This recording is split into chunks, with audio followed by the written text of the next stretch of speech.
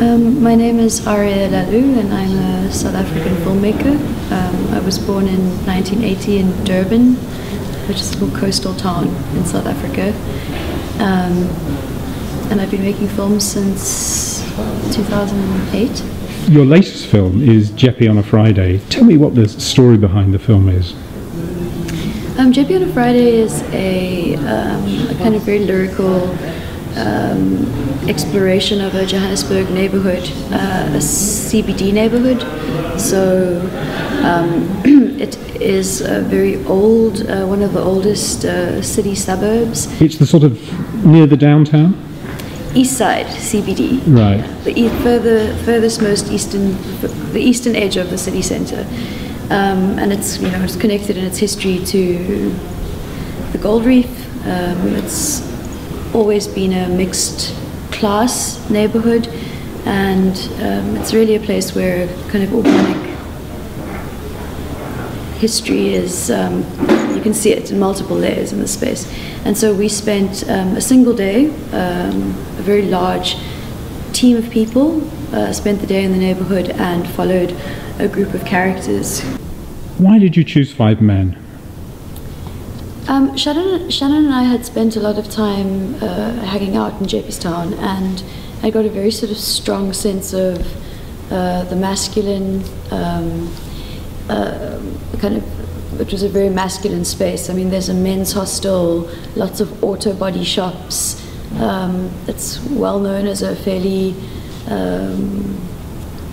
violent or like dangerous neighborhood. And we were looking at ways that we were going to express that masculinity in the film. And after a lot of discussion about what kind of female characters and how they we could include, we ultimately decided that the femininity or the feminine perspective of the filmmakers behind the camera would, against these 5 men, would create an interesting gender conversation, even though we had included no woman. And it has worked in that way, which is great. And you seem to be interested in the life of slums, because you've also done a TV series with Rahad Desai on Alexandria.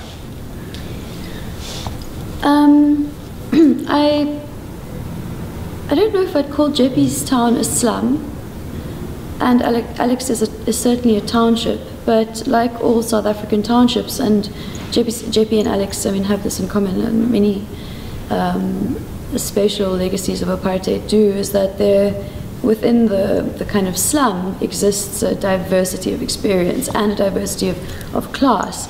So in both Alex and Soweto and Jeppe, there are neighbourhoods or parts of these environments that are more middle class. There are then poorer, more informal settlements. They're very diverse places. So I suppose I'm not necessarily so interested in slums as I am in the spatial legacy of the different kind of lives that are. Yeah, and these are spaces that are these are not exceptional spaces. I mean, in South Africa, these communities are where the majority of people live. So it's not an interest in the exceptional, but rather an interest in the fabric of our spatial geography as a country.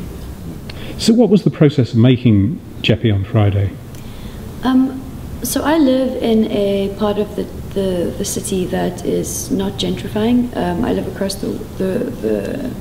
across the street from a hijacked building, and I've been living there for about six and a half years.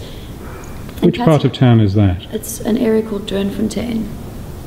Doornfontein is also a kind of old neighbourhood, but I mean, Johannesburg its CBD is and has been a space of contestation, a great deal of decay, and in the run-up to the World Cup, there had been a really large injection of private capital back into the city centre, and so there was a lot of displacement, a lot of which was a very difficult time, but also had its positive benefits because, you know, the decay was significant, and this was kind of a moment where there was the hope that the city could be renewed. it is in that context that the development that is sort of evoked in the film, which is through the private developer character JJ. This area, Jeppestown, its surrounds were going to be regenerated and turned, the idea is that it's a trendy arts district.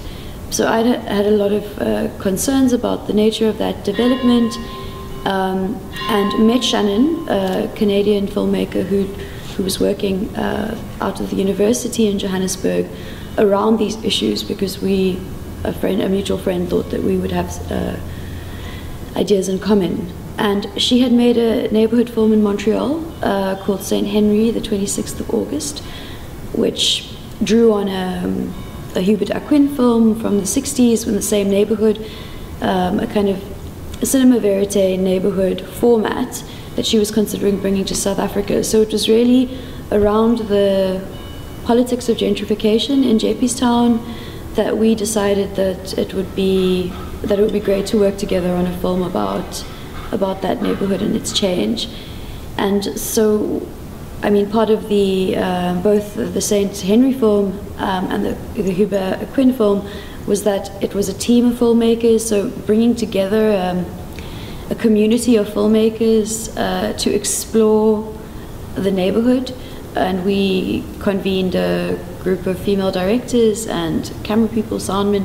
We ran lots of workshops in the run-up, watched films together, and really, so we were looking at how community is constructed in this particular neighbourhood. We ourselves were thinking about filmmaking community through the process, and I think that the film has pulled together a different kind of community and discussion in its screenings and how it's travelled to festivals, and so community is a big part of the process. film. Yeah.